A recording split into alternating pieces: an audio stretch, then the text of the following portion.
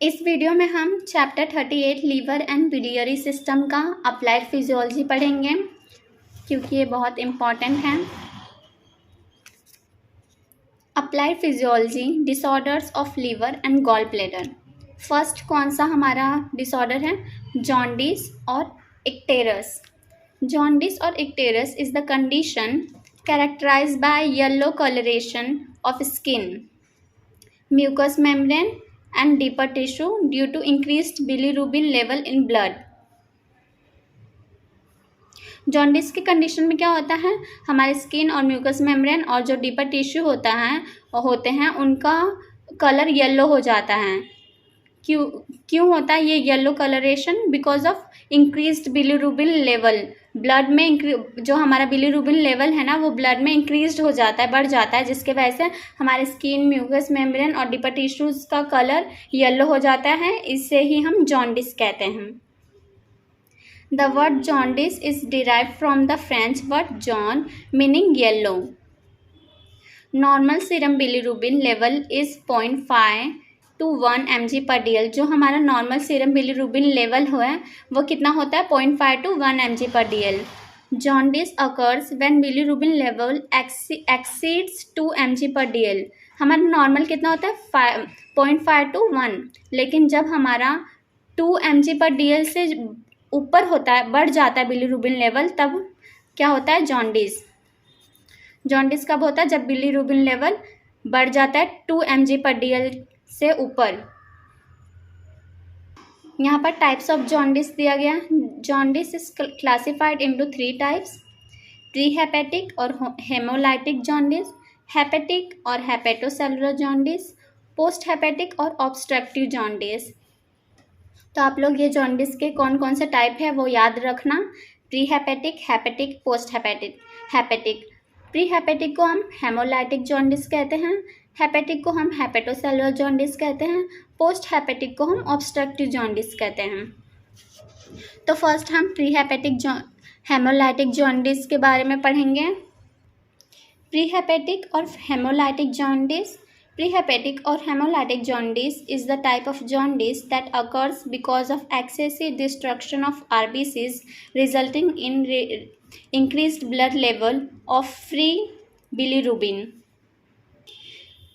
प्रीहेपेटिक jaundice कैसे होता है? जब आरबीसीज बहुत ज़्यादा मात्रा में ब्रेक डाउन होते हैं, डिस्ट्रक्शन होता है आरबीसीज का बहुत ज़्यादा अमाउंट में, तब प्रीहेपेटिक और हेमोलाइटिक जॉन्डिस होता है।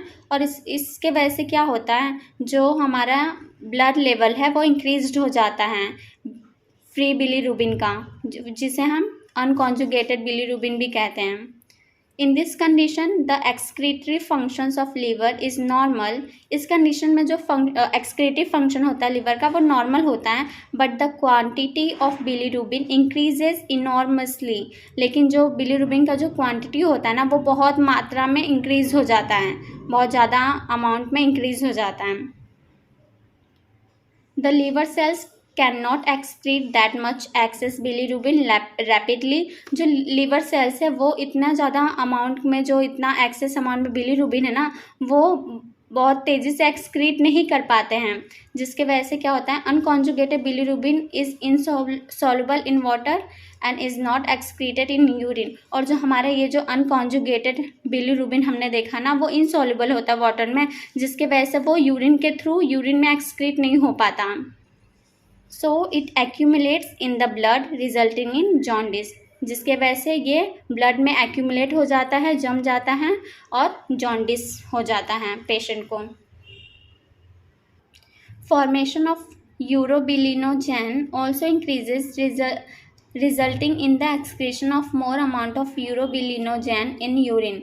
और जो हमारा यूरोबिलिनोजेन है वो भी बहुत ज़्यादा अमाउंट में बढ़ने लगता है, इंक्रीज हो जाता है यूरोबिलिनोजेन का फॉर्मेशन, जिसके वजह से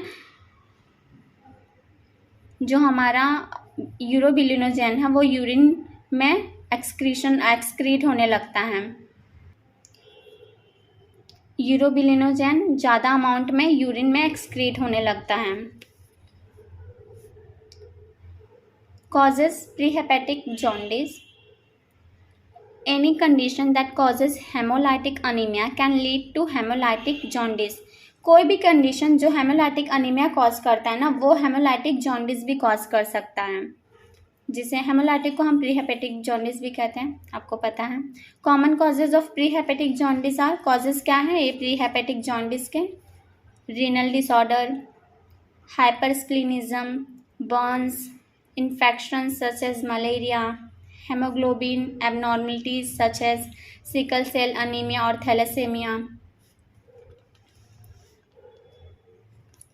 hemolytic disease in newborn due to Rh incompatibility, erythroblastosis fetalis, Rh incompatibility, drugs or chemical substances causing red cell damage और ऑटो इम्यून डिजीज़, ये सब हमारे प्री हेपेटिक जॉन्डिस के कॉजेज़ हैं, कॉमन कॉजेज़ हैं।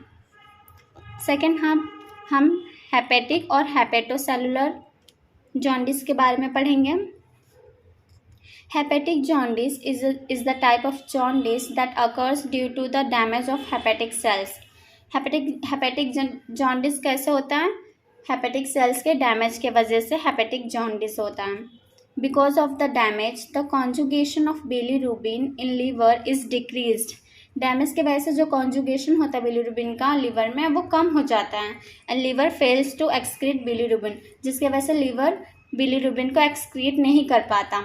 सो both unconjugated bilirubin and conjugated bilirubin return to blood, जिसके वजह से दोनों ही अनकॉन्जुगेटेड बिलीरुबिन और कॉन्जुगेटेड बिलीरुबिन वापस ब्लड को चले जाते हैं। Causes of hepatic jaundice: infection, infective jaundice, infection by virus resulting in hepatitis, viral hepatitis, alcoholic hepatitis, cirrhosis of liver, exposure to toxic materials, ये सब हमारे हेपेटिक जॉन्डिस के कॉजेस थे। थर्ड है हमारा पोस्ट हेपेटिक और ऑब्स्ट्रक्टिव जॉन्डिस। इसमें क्या होता है? Post hepatic jaundice type of jaundice occurs because of the obstruction of bile flow at any level of the biliary system. Biliary system के किसी भी लेवल पे जब हमारा बाइल फ्लो में ऑब्स्ट्रक्शन आता है ना, रुकावट आती है, इसके वजह से पोस्ट हेपेटिक जॉन्डिस होता है।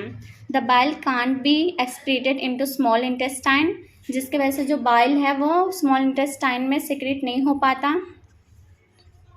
सो bile salt and bile pigment enter the circulation, जिसके वजह से क्या होता है? बाइल सॉल्ट और बाइल पिगमेंट सर्कुलेशन में एंटर करते हैं, and the blood contains more amount of conjugated bilirubin, और ब्लड बहुत ज़्यादा अमाउंट में कॉन्जुगेटेड बिलीरुबिन कंटेन करते हैं, उसमें होता है।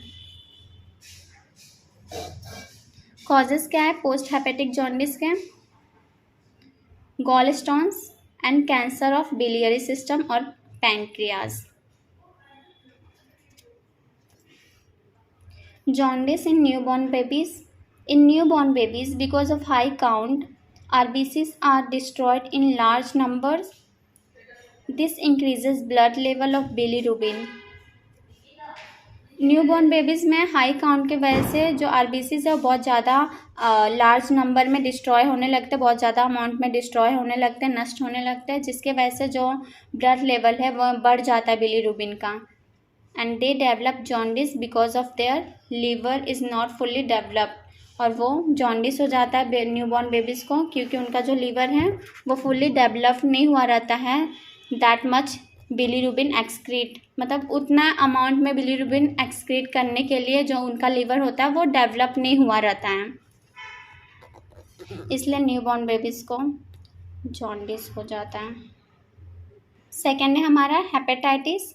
Hepatitis is the inflammation of liver characterized by swelling and inadequate functioning of liver.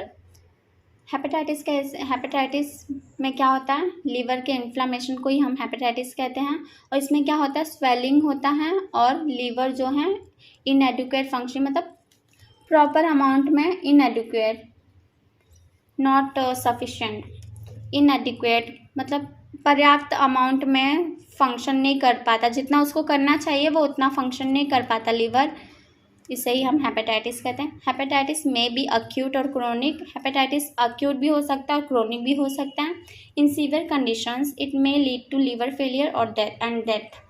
और सीवियर कंडीशन में लीवर फेलियर भी हो सकता है और डेथ भी हो सकता है। यहाँ पर कॉजेज ऑफ हेपेटाइटिस दिया गया है।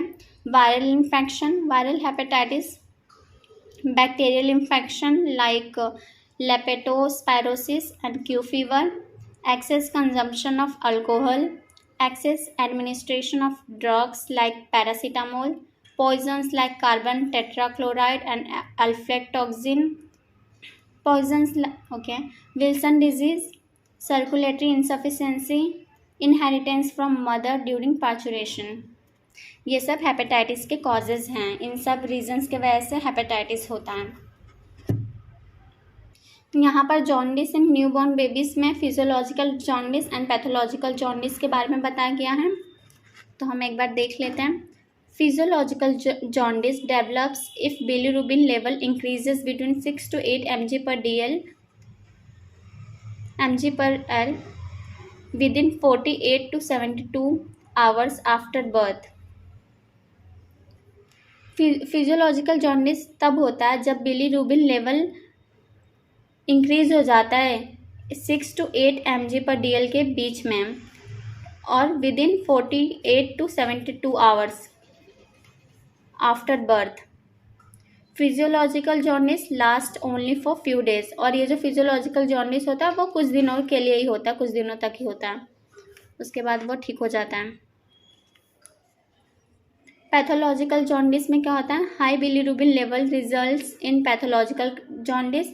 ज़्यादा बिलीरुबिन का लेवल होने के वजह से, ज़्यादा अमाउंट में बिलीरुबिन होने की वजह से पैथोलॉजिकल जॉन्डिस होता है। When bilirubin level increases above 15 mg/dl, यहाँ पे भी पर dl आएगा, जब हमारा बिलीरुबिन का लेवल 15 mg/dl इंक्रीज हो जाता है, अबव 15 mg चला जाता है, तो इमीडिएट ट्रीटमेंट इज़ रिक्वायर्ड। तो पेशेंट को इमीडिएट, न्यूबॉर्न बेबीज़ की बात चल रही है तो तुरंत ट्रीटमेंट देना ज़रूरी होता है बेबी को। Treatment includes phototherapy, administration of immunoglobulin G, antibody against RH antigen, exchange blood transfusion in severe cases. Severe cases में ब्लड ट्रांसफ्यूज़न भी करना ज़रूरी होता है। Pathological jaundice in infants may lead to bilirubin encephalopathy and kernicterus। जो pathological jaundice होता है छोटे इन्फेंट में वो उसके वजह से क्या होता है? Bilirubin encephalopathy and kernicterus. अब हम वायरल हेपेटाइटिस के बारे में पढ़ेंगे। Viral hepatitis is the type of hepatitis caused by viruses. Viral hepatitis इस टाइप का हेपेटाइटिस हैं जो वायरसेस के द्वारा होता है। It is caused by 2 types of viruses. ये 2 टाइप के वायरसेस के द्वारा होता है, hepatitis A and hepatitis B। Causes of viral hepatitis क्या है? Mainly by intake of water and food contaminated with hepatitis virus. Mainly contaminated water और food के वजह से होता है जो हेपेटाइटिस वायरस कंटेन करते हैं। होता है viral hepatitis? Sharing needles with infected person, accidental prick by infected needle, having unprotected sex with infected person, inheritance from mother during parturition and blood transfusion from infected donor. जो infected person है उसका needle share करने की वजह से हो सकता है वायरल हेपेटाइटिस। और एक्सीडेंटल प्रिक, जो इन्फेक्टेड नीडल होता है ना, नीडल उसका ऐसे प्रिक लगने की वजह से और अनप्रोटेक्टेड सेक्स करने की वजह से इन्फेक्टेड पर्सन के साथ, और इनहेरिटेंस और मदर से ही जो इनहेरिटेंस होता है पार्चुरेशन के समय जो मदर से ही हुआ रहता है मिलता है वो, और ब्लड ट्रांसफ्यूज़न इन्फेक्टेड डोनर जो डोनर होता है वो इन्फेक्टेड अगर होगा तो उसके ब्लड के थ्रू भी दूसरे को भी वायरल हेपेटाइटिस हो सकता है। Hepatitis caused bye hepatitis B virus is more common and considered more serious. जो हमारा हेपेटाइटिस जो होता है हेपेटाइटिस बी के वैसे बहुत ही कॉमन है, मतलब ज़्यादा कॉमन है, जो बहुत सीरियस और ज़्यादा सीरियस भी है, because it may lead to cirrhosis and cancer of liver. जिसके वजह ये सीरियस भी है बिकॉज इसके वजह से सिरोसिस भी और कैंसर भी हो सकता है लीवर का। थर्ड है हमारा cirrhosis of liver. Cirrhosis of liver refers to inflammation and damage of parenchyma of liver. Cirrhosis of liver क्या होता है, इसमें जो पैरेन्काइमा ऑफ लीवर का जो पैरेन्काइमा होता है ना वो डैमेज हो जाता है और इन्फ्लामेशन हो जाता है उसमें उसे ही हम सिरोसिस कहते हैं। It results in degeneration of hepatic cells and dysfunction of liver, और जिसके वजह से ना जो हमारा हेपेटिक सेल्स है वो डीजनरेट होने लगते हैं और जो लीवर है वो फंक्शन नहीं करता, फंक्शन नहीं करता अच्छे से, डिसफंक्शन हो जाता है। यहाँ पर causes of cirrhosis of liver दिया गया है। कौन क्या क्या कॉजेज हैं सिरोसिस लीवर के सिरोसिस का? Infection, retention of bile in liver due to obstruction of ducts of biliary system, enlargement of liver due to intoxication. Fourth, inflammation around liver, perihepatitis, infiltration of fat in hepatic sales. ये सब reasons की वजह से liver cirrhosis होता है, liver का cirrhosis होता है। इन्फेक्शन के वजह से और जो बाइल का जो रिटेंशन होता है लीवर में, क्योंकि जो बिलियरी सिस्टम के जो डक्ट हैं उसमें ऑब्स्ट्रक्शन आने की वजह से, रुकावट आने की वजह से बाइल का फिर से रिटेंशन होने लगता है लीवर में, उस वजह से। और एनलार्जमेंट ऑफ लीवर, लीवर के बड़े एनलार्जमेंट के वजह से, ड्यू टू इंटॉक्सिकेशन, इंटॉक्सिकेशन की वजह से जो लीवर है उसका वो साइज़ बढ़ जाता है, वो एनलार्ज हो जाता है, बड़ा हो जाता है। और इन्फ्लामेशन अराउंड लिवर, लिवर के अराउंड में इन्फ्लामेशन की वजह से। Infiltration of fat in hepatic cells, hepatic cells में फैट का इनफिल्ट्रेशन की वजह से। फोर्थ एंड लास्ट वन हमारा गॉल स्टोन्स। डेफिनेशन क्या है गॉल स्टोन का? Gall stone is a solid crystal deposit that is form by cholesterol, calcium ion and bile pigment in the gall bladder और bile duct. Gall stone कैसे होता है? Solid crystal के deposition के वजह से गॉल स्टोन होता है। और जो ये जो सॉलिड क्रिस्टल है वो कैसे फॉर्म होता है? Cholesterol, calcium ion and bile pigment के वजह से, जो gall bladder and bile duct में फॉर्म्ड होते हैं। Cholelithiasis and cholecystolithiasis is the presence of gall stone in gall bladder. Choledocholithiasis is the presence of stones in bile duct. जो cholelithiasis और cholecystolithiasis हैं वो presence of gall stone in gall bladder. जब gall stone gall bladder में होता है तो कोलिलिथियासिस और कोलिसिस्टोलिथियासिस कहते हैं। और जब गॉल स्टोन है हमारा वो जब बाइल डक्ट में होता है तो हम उससे कोलिडोकोलिलिथियासिस कहते हैं, कोलिडोकोलिलिथियासिस। यहाँ पर फॉर्मेशन ऑफ गॉल स्टोन दिया है, किस तरीके से फॉर्मेशन होता है। Normally cholesterol present in the bile combines with bile salt and lecithin which make the cholesterol soluble in water. Normally जो कोलेस्ट्रॉल होता है जो बाइल में प्रेजेंट होता है वो बाइल सॉल्ट के साथ और लेसिथिन के साथ कंबाइन हो जाता है और cholesterol which make the cholesterol, जिसके वजह से जो हमारा कोलेस्ट्रॉल है वो वाटर सॉल्युबल हो जाता है, वाटर में सॉल्युबल होने लगता है। अंडर सम एबनॉर्मल कंडीशंस, कुछ एबनॉर्मल कंडीशन में this water soluble cholesterol precipitates resulting in the formation of cholesterol. जो ये हमारा वाटर कोलेस्ट्रॉल सॉल्युबल हुआ था, जो बना था कोलेस्ट्रॉल जो हमारे बाइल स्टोन में प्रेजेंट होता है वो बाइल सॉल्ट और लेसिथिन के साथ कंबाइन हो जाता है, जिसके वजह से जो हमारा ये जो कोलेस्ट्रॉल है वो वाटर सॉल्युबल हो जाता है, वो वाटर में सॉल्युबल होने लगता है। लेकिन कुछ एबनॉर्मल कंडीशन के वजह से जो ये वाटर सॉल्युबल कोलेस्ट्रॉल था वो प्रेसिपिटेट हो जाता है, जिसके वजह से गॉलस्टोन फॉर्मेशन होता है, गॉलस्टोन फॉर्म होता है। Initially, small quantity of cholesterol begins to precipitate, forming many small crystals of cholesterol in the mucosa of gallbladder. Initially, starting में बहुत ही कम क्वांटिटी में कोलेस्ट्रॉल स्टार्ट होते हैं प्रेसिपिटेट होना और many small crystals जो कोलेस्ट्रॉल के होते हैं वो फॉर्म करने लगते हैं। म्यूकोसा, जो गॉल ब्लेडर का म्यूकोसा होता है उसके अंदर फॉर्म होने लगता है small small crystals. This stimulates further formation of crystals, इसके वजह से और भी जो क्रिस्टल्स है वो फॉर्म होने लगते हैं। And the crystal grow larger and larger, और जो वो क्रिस्टल्स है ना वो बड़े होते जाते हैं। Later bile pigments and calcium are attach to this crystals. बाद में क्या होता है, जो बाइल पिगमेंट्स और कैल्शियम है वो ये जो क्रिस्टल्स फॉर्म हुए हैं ना उनके साथ अटैच होने लगते हैं, जिसकी वजह से गॉलस्टोन फॉर्मेशन होता है, गॉलस्टोन बनता है। यहाँ पर कॉजेज ऑफ गॉलस्टोन फॉर्मेशन दिया है, कॉजेज फॉर गॉलस्टोन फॉर्मेशन दिया गया है। रिडक्शन इन बाइल सॉल्ट और lecithin, excess of cholesterol. Bile salt और लेसिथिन के रिडक्शन कम होने की वजह से और ज़्यादा अमाउंट में कोलेस्ट्रॉल होने की वजह से, और excess of disturb cholesterol metabolism, जो कोलेस्ट्रॉल मेटाबॉलिज्म है वो डिस्टर्ब हो जाने की वजह से, और excess of calcium ion due to increased concentration of bile, और बाइल के कॉन्सेंट्रेशन बढ़ने की वजह से जो कैल्शियम आयन है वो बहुत ज़्यादा हो जाता है, उसके वजह से। डैमेज और infection of gall bladder epithelium, it is alter the absorptive function of mucus membrane of gall bladder. और गॉल ब्लैडर का जो एपिथेलियम होता है उसके डैमेज और इन्फेक्शन होने की वजह से जो एब्जॉर्प्टिव फंक्शन होता है ना गॉल ब्लैडर के म्यूकस मेम्ब्रेन का, वो भी अल्टर हो जाता है, ऊपर नीचे हो जाता है।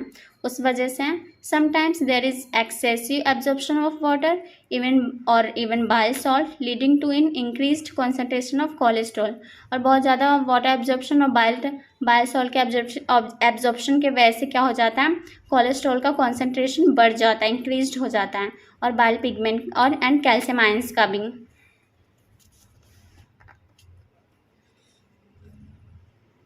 लास्ट है हमारा obstruction of bile flow from the gall bladder.